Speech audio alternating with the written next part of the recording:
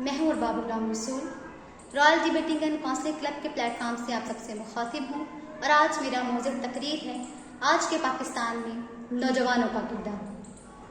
اپنے نظریہ کی تکمیل کے لیے نوجوان ریڑھ کی ہڈی ثابت ہوتے ہیں صدر علی وقار۔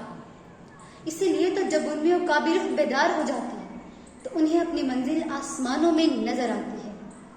صدر علی وقار 65% نوجوان آبادی پہ مشتمل ہمارے اس دیش کو یہ نوجوان ہی تو ہیں جو اپنے کندھوں کے مضبوط سہارے سے ترقی پذیر سے ترقی یافتہ ملک بنا سکتا ہے۔ یہ نوجوان انہی لوگوں کے وارث ہیں جنہوں نے اپنی آزادی کی خاطر آگ کے دریا اور خون کی ندیاں پار کی تھیں۔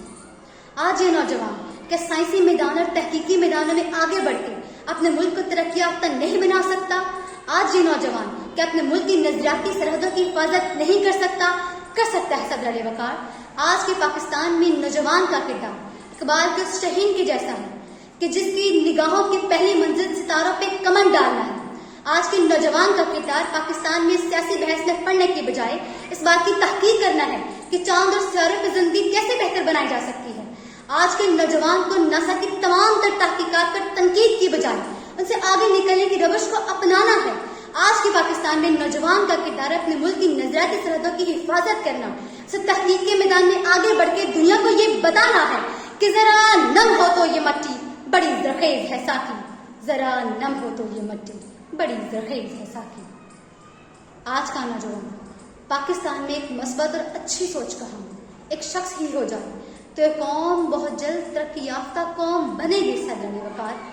آج کا نوجوان کرپشن، بدعنوانی اور تمام تر برائیوں کے خلاف اعلان جہاد کرے اور اپنے اپنے شعبوں میں ان تمام برائیوں کے خلاف لڑے تو اس سے بڑھ کے اس دیش کی ترقی کے لیے اس کا کردار اور کیا ہو سکتا ہے صدر علی وقار۔ تاریخ اس بات کی شاہد ہے جب نوجوان تھے تبھی ملک آگے بڑھے۔ اگر بات چین کی جائے صدر علی وقار، اگر چین عالم مدہوشی سے اٹھ کر اپنے قوم کو ترقی یافتہ قوم بنا سکتا ہے تو پھر آج کا نوجوان کیوں کر اس پاکستان کو ترقی یافتہ ملک نہیں بنا سکتا؟ ہمیں آج اٹھنا ہوگا۔ آج کے نوجوان کو پاکستان کے خلاف برسر پیکار تمام قوتوں کے خلاف لڑنا ہوگا، اسے عدم مساوات اور تمام تر لاقانونیت کے خلاف لڑ کے اس دیش کو حقیقت میں نظریاتی ملک بنانا ہوگا۔ وہ نظریہ کہ جس کی خاطر ہمارے اجداد نے اپنی جانیں قربان کی تھی۔